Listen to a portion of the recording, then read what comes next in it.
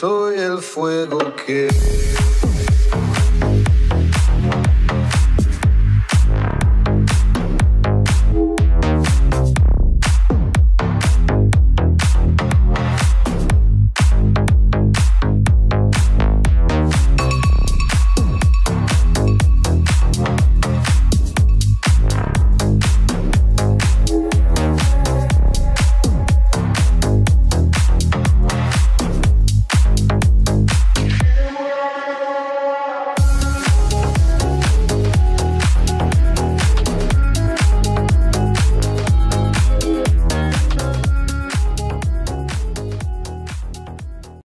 Olá, meu querido aluno, minha querida aluna, tudo bem com você? Vamos iniciar agora a nossa aula 4 da semana 4, de 25 a 29 de maio. No entanto, como teve aquele feriado antecipado na segunda-feira, pode ser que essa videoaula esteja sendo assistida lá na semana 5, mas não tem problema, o conteúdo é o mesmo, beleza? Bom, nós paramos no slide que eu vou mostrar aqui, né, um slide anterior, deixa eu ir para ele, falando, né, em duas palavrinhas importantes para a gente, o antissemitismo e o sionismo. Né? O que seria o antissemitismo? Aquele movimento contra os judeus, né, que a gente assistiu na Segunda Guerra Mundial, né, em que os judeus foram absolutamente perseguidos pelos fascistas, pelos nazistas, certo? Mas isso não era uma característica apenas de nazistas e fascistas, uma vez que o antissemitismo estava presente em muitos países da Europa, até nos Estados Unidos, tá? E a segunda palavrinha importante para a gente era o sionismo, né? O que era o sionismo? Era o movimento de retorno do judeu à terra prometida, beleza? Aí nós vamos aqui na abertura do nosso capítulo, né? E, por fim, agora nós vamos falar sobre as raízes do conflito entre Israel e Palestina, beleza? Então, vamos lá. Após a Segunda Guerra, a Palestina esteve sob domínio britânico. O que aconteceu aqui? Após a Primeira Guerra Mundial, ou durante a Primeira Guerra, naquele momento, na primeira metade do século XX, no comecinho do século XX, o Império Britânico estava lutando lá contra os alemães, né, contra o Império Turco-Otomano. E o Império Britânico meio que fez uma promessa, né, para os árabes. Se eles ajudassem a derrotar o Império Turco-Otomano, né, eles poderiam ser senhores da própria terra. E fizeram essa promessa também, né, para a França. A França, se a gente vencer, eu fico com uma parte, você fica com a outra, né? E fizeram também essa promessa para os judeus, né? Se os judeus ajudassem ali na derrota do Império Turco-Otomano, que os judeus poderiam ter o seu território. E essa promessa, né, feita pelos judeus, os judeus entenderam que o território que seria deles, então seria o da Terra Prometida, onde ali estavam os filisteus, os palestinos, tá? E aí, então, se os judeus interpretaram aquilo como uma promessa de que o território deles seria dado, né, pelo Reino Unido, começa então o movimento sionista, que é o movimento de retorno à sua terra, beleza? Então, os judeus começam a retornar, começam a formar lá as comunidades judaicas no meio do território palestino. A princípio, o judeu chega ali com dinheiro, compra a terra e beleza, não tem problema nenhum. Só que, com o passar do tempo e com a chegada em massa dos judeus, começa a ocorrer conflitos, né, envolvendo ali os palestinos e os judeus que estavam chegando, tá? Ainda não havia Estado judeu ali, era só uma promessa, né? E quando houve essa promessa, então os judeus começam a migrar para esse território. A princípio tudo bem, sem muitos problemas. Com a chegada em massa desses judeus, começam a rolar os primeiros conflitos ainda antes da Segunda Guerra Mundial, beleza? Vem a Segunda Guerra Mundial E a gente sabe o que aconteceu com os judeus, né? Foram absolutamente perseguidos, muitos deles eliminados nas câmaras de gás, né? E quando chega aquele momento de final de Segunda Guerra, é meio que uma certeza, né? Precisamos criar um Estado para os judeus, beleza? E aí o Reino Unido, que era o detentor de todo aquele território, falou: não me sinto capacitado para resolver esse problema, é um problema muito sério.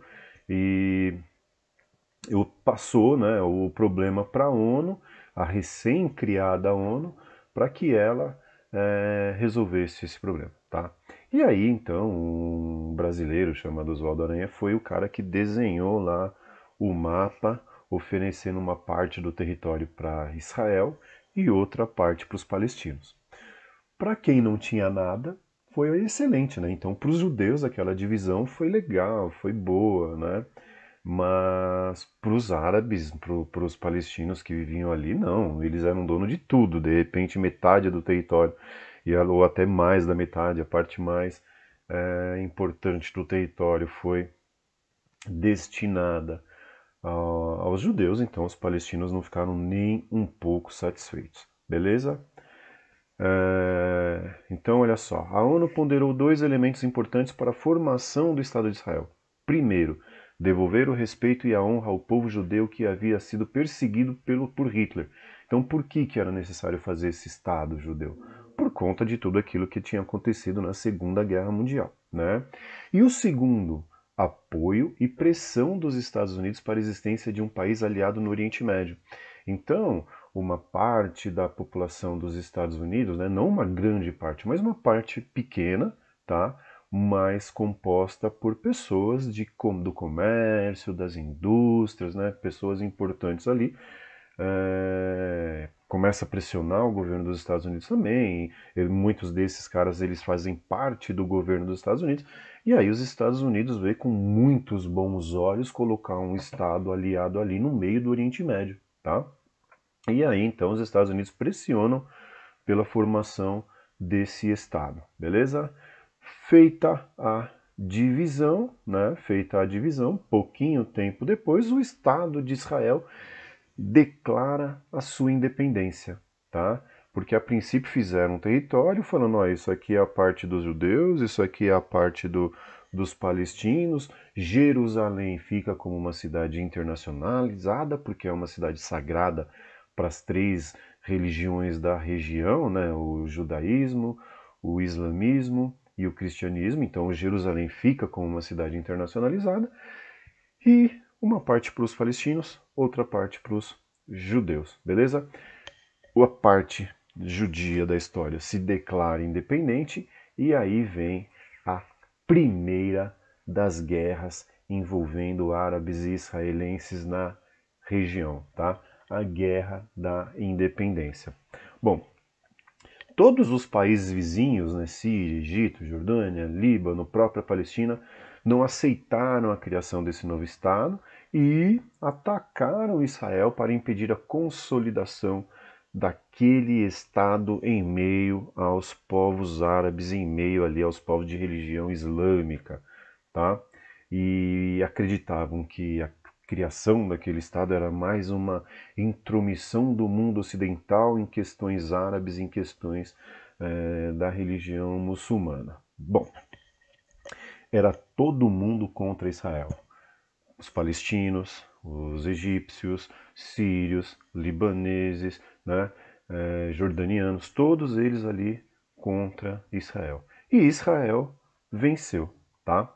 Então, o que era, né, uma tentativa de eliminar o Estado de Israel acabou virando o fim do Estado palestino, que nem chegou a existir. Tá? Por que isso? Porque a Palestina, que tinha a sua faixa, né, de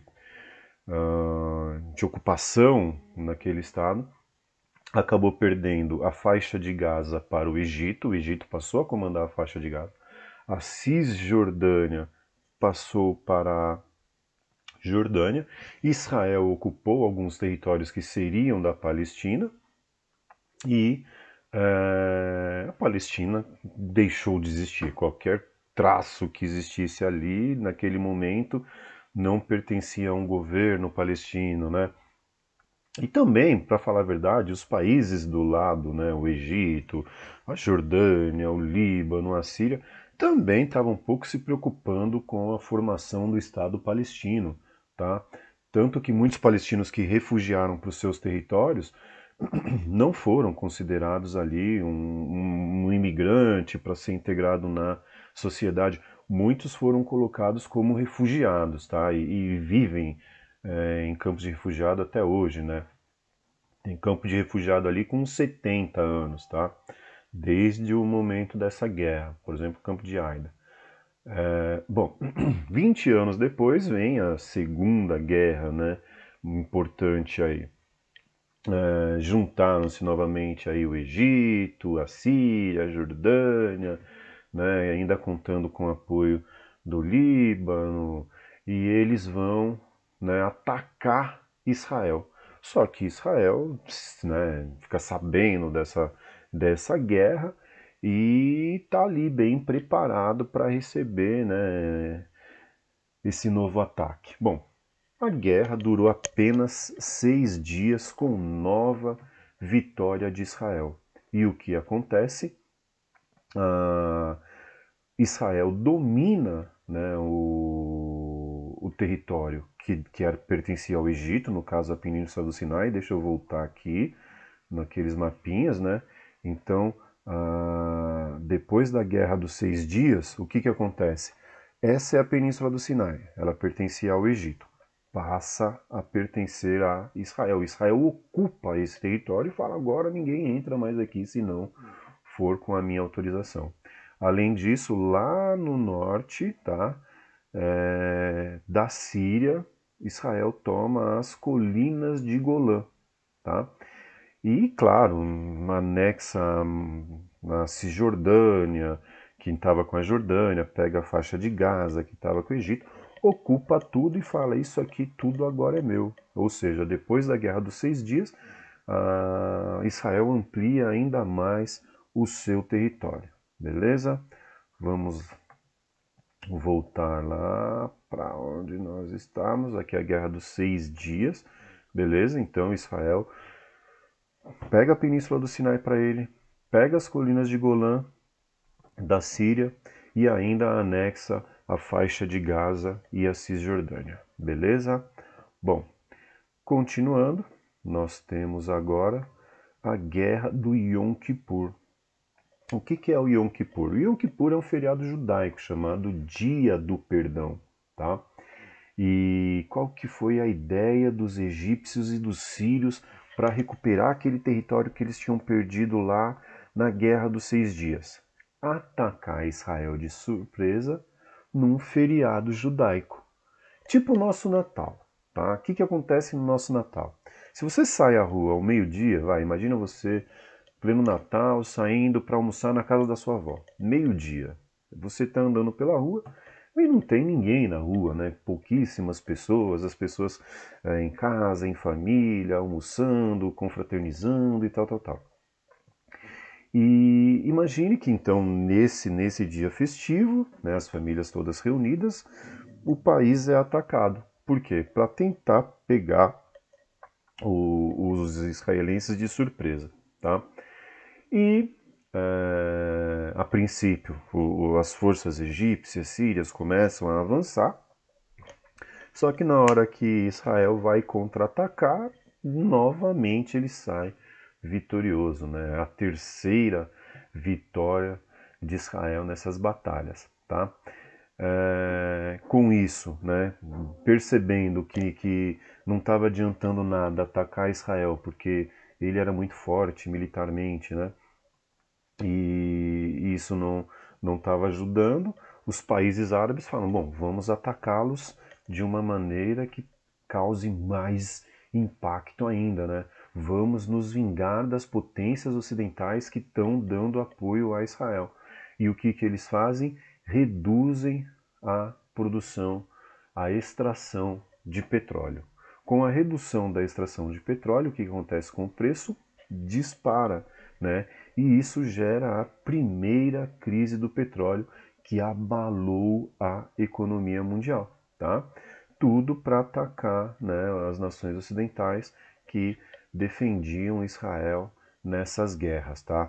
Lembra que depois da guerra da crise do petróleo, eles fundaram o G7, né, para buscar soluções para a economia das grandes potências. Bom, pouco tempo depois, né, pouco tempo não, 6 anos depois, egípcios e israelenses assinam um acordo, o acordo de Camp David. E o que era esse acordo? Cansado de perder, né? Os egípcios falam, eu tô perdendo dinheiro, me enfiando em guerra, e de repente essa guerra nem é minha, quer saber? Eu vou ficar aqui tranquilão, sossegado, na minha, né, para cuidar apenas das minhas questões, das questões internas aqui.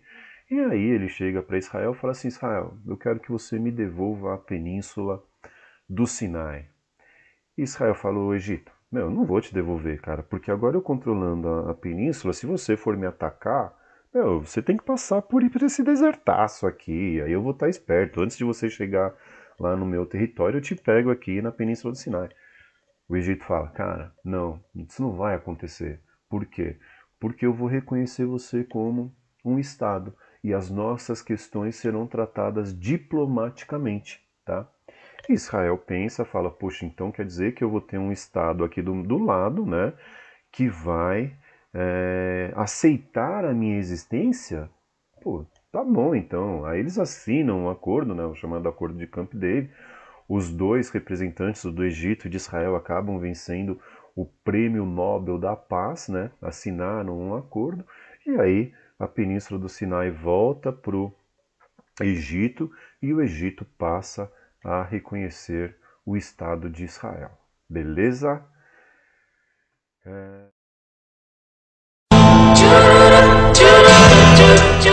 Um momento histórico no gramado. Israel e Palestina estão perfilados aí para a execução dos hinos nacionais. Lembrando que as duas equipes estão desfalcadas porque 3 jogadores de cada lado se mataram no incidente na noite de ontem. E nós estamos com tudo pronto para o início do jogo, esse confronto histórico, hein, Rafael? Exatamente, confronto histórico, mais confronto do que histórico. É verdade, e dizem aí que se algum jogador se machucar, ele vai ser curado com Gaza. A moeda vai ser jogada para cima nesse momento, o árbitro joga a moeda para cima e os judeus brigam pela moeda. Realmente uma moeda de R$1. Os jogadores judeus ali do bairro de Higienópolis brigam pela moeda. Vai começar o jogo.